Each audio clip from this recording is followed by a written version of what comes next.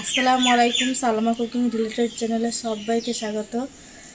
আজকে আবার আমি চলে এসেছি আমের গাছের কাছে আম নিতে। আজকে আপনাদের জন্য আরেকটা নতুন রেসিপি তৈরি করে দেখাবো। আমের আমসত্ত্ব একদম ইউনিকভাবে আর নতুনভাবে দেখাবো। একটা হবে টক ঝাল মিষ্টি আর একটা একদম মিষ্টি হবে আমসত্ত্বটা। তা প্রথম থেকে লাস্ট পর্যন্ত আপনারা সবাই দেখতে থাকবেন। আমি গাছ থেকে কয়েকটা আম পেড়ে নেব। তাই এইভাবে আমি আম পেড়ে নিয়েছি। এই দেখেন আমগুলো আমার পাড়া হয়ে গেছে। এক থালা আম পেড়েছি। চলেন আমসত্ত্বটা এবার করে নিই। কাঁচা আমের গন্ধটা কি ভালো লাগছে, মমা করছে গন্ধটা। এবারে আমগুলোকে আমি এইভাবে ছিলে নেব, উপরকার খোসাগুলো। আমার চাকুর থেকে আমার বটিতেই ভালো লাগে কাটতে, বটিতেই আমরা অভ্যস্ত যেহেতু। এই দেখেন ঠিক এইভাবে আমি সব ছিলে নেব।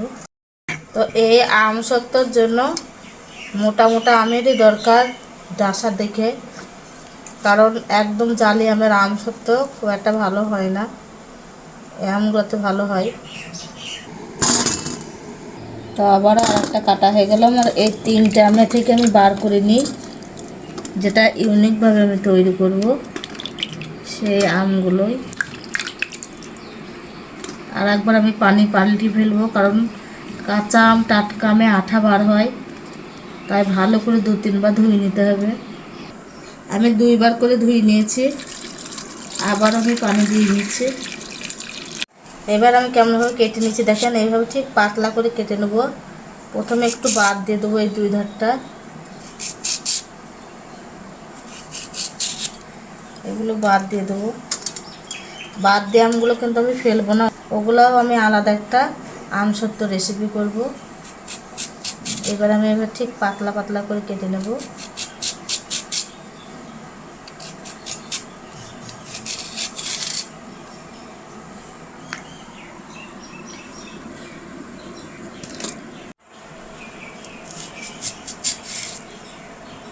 তো আমার এইভাবে আমগুলো আমি পাতলা পাতলা করে কেটে নিয়েছি। এই দেখেন, এটাকে ভালোভাবে আরেকবার ধুবো, একটু লবণ পানির মধ্যে ভিজিয়ে রাখবো।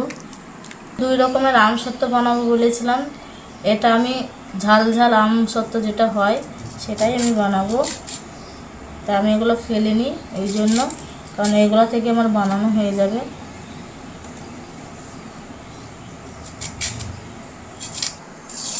আমগুলো এইভাবে আমি সব কেটে নিলাম, এর শাঁসগুলোকে নিয়ে নিলাম আর আঠিগুলোকে ফেলে দিচ্ছি।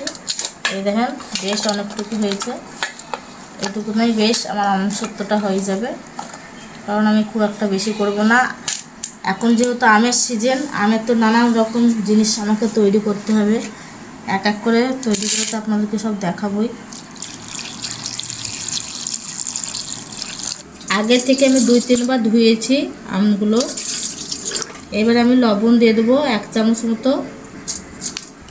আমগুলোর ওয়েট 300 মতন হবে।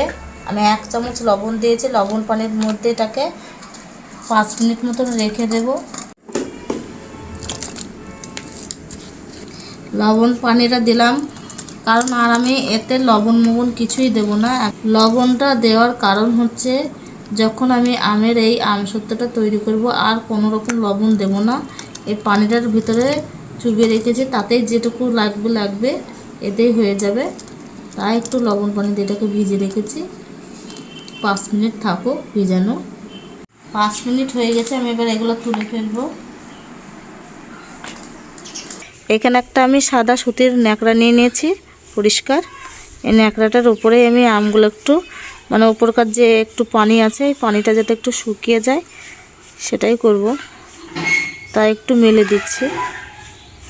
এই আমের মধ্যে যে এক্সট্রা পানি আছে, এই পানিটা তাহলে আর থাকবে না, আমসত্ত্বটা অনেক ভালো থাকবে। তাহলে আমি এই সুতির ন্যাকড়াটা যেহেতু খুব পরিষ্কার, এটা দিয়ে আমি এভাবে চাপ দিয়ে উপরকার পানিটা যাতে টেনে নেয় সেরকমই করব। এই দেখেন এক্সট্রা যে পানিটা এই দেখেন টেনে যাচ্ছে। চলেন তাহলে চিনির সেরাটা এবার করে নেব। তো আমি একটা কড়াই বসিয়ে দিলাম, টক মিষ্টিটা যেহেতু আমের ওপর নির্ভর করে, যে আম টক বেশি তাতে চিনির পরিমাণটা বেশি লাগবে, আর যে আমের টক কম সেটাতে অল্প হলেই হয়ে যায়। তো সেই মতন আপনারা চিনিটা দেবেন। আমি এখানে 300 মতন চিনি নিয়েছি, সেটাই আমি দিয়ে দিচ্ছি। এটাতেই আমার হয়ে যাবে সমস্ত আমসত্ত্বগুলো। 2 রকম আমসত্ত্ব আমি একই চিনিতেই তৈরি করব। তো দেখতে দেখুন কিভাবে তৈরি করছি। সামান্য একটু পানি দিয়ে দেবো চিনিটা ভেজার মতো। গ্যাসটাকে আমি জোর দিয়ে দেবো সেরাটা তৈরি করার জন্য।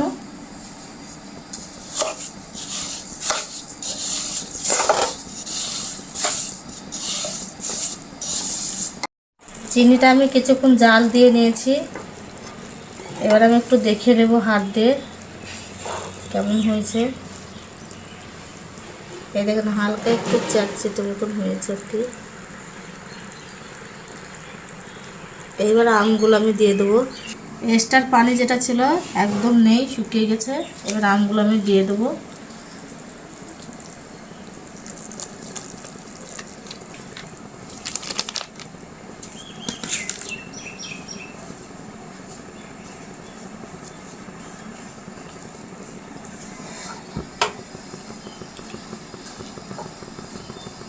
এখানে আমি ফাটিয়ে একটা গরম মশলা দিয়ে দিলাম ফ্লেভারটা একটু ভালো হওয়ার জন্য।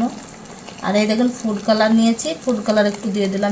খুব বেশি নাড়াচাড়া করলে পরে ভেঙে যেতে পারে, তাই খুব বেশি নাড়াচাড়া করবেন না। কালারটা এরকম চেঞ্জ হয়েছে দেখেন। এই দেখেন কাঁচের মতন একটা কালার চেঞ্জ হয়ে গেছে। ঠিক এরকম হবে।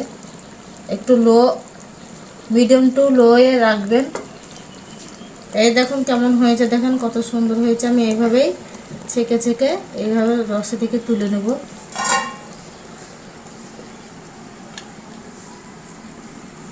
আপনার চাইলে ছেঁকে নিতেও পারেন।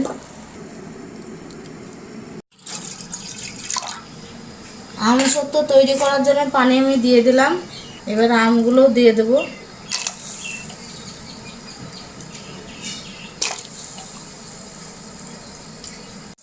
আমটা ততক্ষণ সেদ্ধ হোক, এধারে আমি আর একটা আমসত্ত্বর ব্যবস্থাটা করে ফেলি, যেটা আমি করেছি। এই দেখেন মোটামুটি একটু ঠান্ডা হয়ে গেছে। ঠিক এরকমভাবে এর উপরে কয়েকটা করে সাজিয়ে সাজিয়ে রাখবো আমি।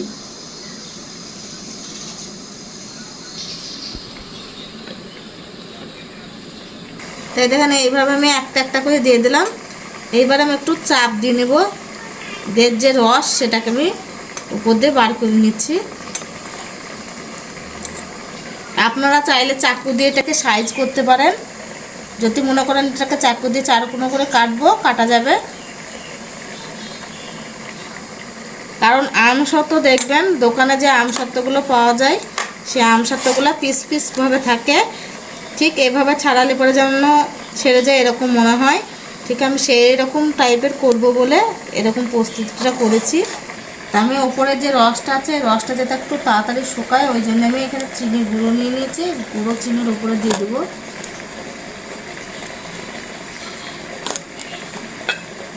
ঠিক এভাবে চাপ দিয়ে দিয়ে দিলাম।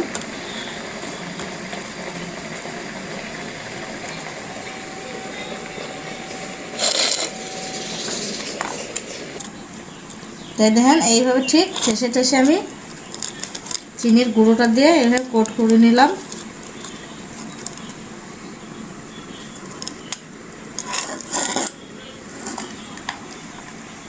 এই দেখেন আমটা আমার খুব সুন্দরভাবে সেদ্ধ করা হয়ে গেছে। এই দেখেন সেদ্ধ হয়ে গেছে। এবার আমি এটা নামিয়ে ফেলবো। এক্সট্রা চিনি গুঁড়ো ছিল আর চিনি কিছুটা দিয়ে দিচ্ছি, আর 100 মতন চিনি আছে এতে। আর এখানে আমি 300 চিনি দিয়েছিলাম, যেটাতে আমি আমসত্ত্বটা বানালাম। সেই সেরাটাই আমি কাজে লাগাবো, কারণ ফেলবো না এই সেরাটা। আমসত্ত্ব আমার হবে। এক্সট্রা আমি আরেকটু চিনি দিয়ে দিলাম 100 মতো। একটা গরম মশলা দিয়ে দিলাম আর 2টো তেজপাতা দিয়ে দিলাম। সেরাটা আমার হয়ে গেছে প্রায়। চিনিগুলো সব গলে গেছে যেটুকু চিনি দিয়েছিলাম। আমের পিউরিগুলো দেখেন আমি পেস্ট করে নিয়েছি। এই পেস্টটাকে আমি সেরার মধ্যে দিয়ে দেবো।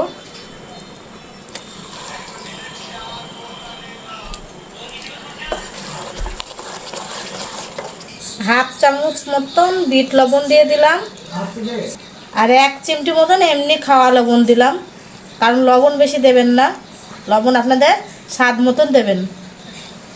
শুকনো লঙ্কা ভাজা গুঁড়ো করা, সেটাই আমি দিয়ে দিলাম, চিলি ফ্লেক্স যেটা বলে।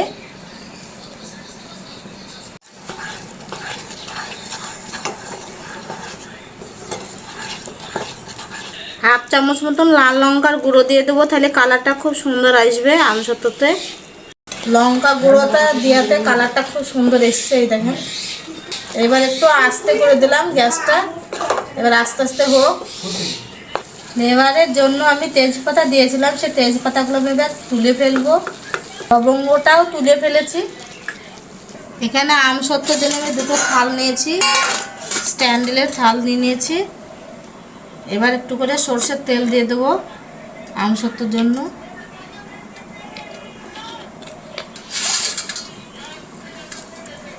তেলটা দিয়ে দেখুন আমি সুন্দরভাবে থালটাতে মাখিয়ে নিচ্ছি, তাহলে থাল থেকে খুব সহজেই উঠে পড়বে আমসত্ত্বটা। এই দেখেন আমসত্ত্বটা আমার রেডি হয়ে গেছে। এবার বেশ আঠালো আঠালো হয়েছে, এই যে বাবলগুলো ফুটে বার হচ্ছে না, ভেতরেই থাকছে, তার মানে আমসত্ত্ব আমার প্রায় রেডি। আমি এবার ঢেলে ফেলবো। আমি 2টো থালা নিয়েছি, 2টো থালাতে দিয়ে দেবো। তো এই দেখেন আমসত্ত্বগুলো আমার হয়ে গেছে, 2টো থালায় আমি বিছিয়ে নিয়েছি। আমি একটু ফ্যানের হাওয়াতে 10 মিনিট দেবো, কারণ হেভি তাপ, ঠান্ডা হয়ে গেলে এটা উঠে যাবে আমসত্ত্বটা খুব সুন্দরভাবে। এই দেখেন দেখেন আমসত্ত্বগুলো কেমনভাবে খুব সুন্দরভাবে উঠে পড়ছে আপনার মতো। এই দেখেন, দেখেছেন ধারগুলোতে, এই দেখেন আঙুল দিলেই উঠে পড়ছে, এই দেখেন সবগুলো উঠে পড়ছে। এইভাবে আমি জলটে জলটে নেব। এই দেখেন কত সুন্দরভাবে উঠে পড়ছে সব। ঠিক এইভাবেই ধরে ধরে জলটে জলটে নিতে হবে। তা আমসত্ত্বগুলো কতটা পারফেক্ট হয়েছে দেখুন, এই দেখুন।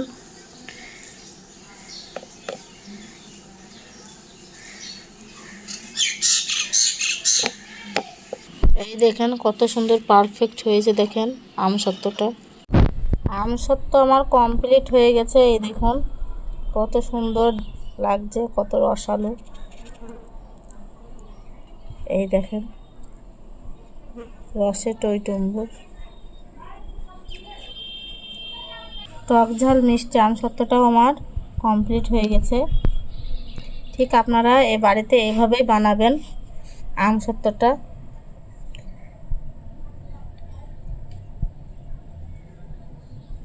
বাড়িতে গাছে আম থাকতে আপনারা এইভাবে আমসত্ত্বটা বানিয়ে ফেলুন, কারণ পরে আর আম পাওয়া যাবে না কাঁচা আম, আর তখন অনেক দামও থাকবে।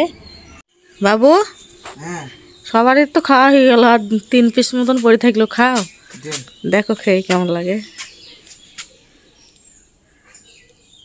এই আমসত্ত্বগুলো একটু আলাদা, পিস পিস করে উঠবে, দেখো কেমন লাগছে। একেবারে আমসত্ত্বর মতনই খেতে হয়েছে, কেন আমসত্ত্বর মতনই লাগছে বলো টেস্টটা। হ্যাঁ। তা আজ আমি 2 রকমের আমসত্ত্ব করে আপনাদেরকে দেখালাম। ভিডিওটা যাদের যাদের ভালো লেগেছে তারা লাইক কমেন্ট শেয়ার করে পাশে থাকবেন, আর সাবস্ক্রাইব করে বেল আইকনটি ক্লিক করে রাখবেন।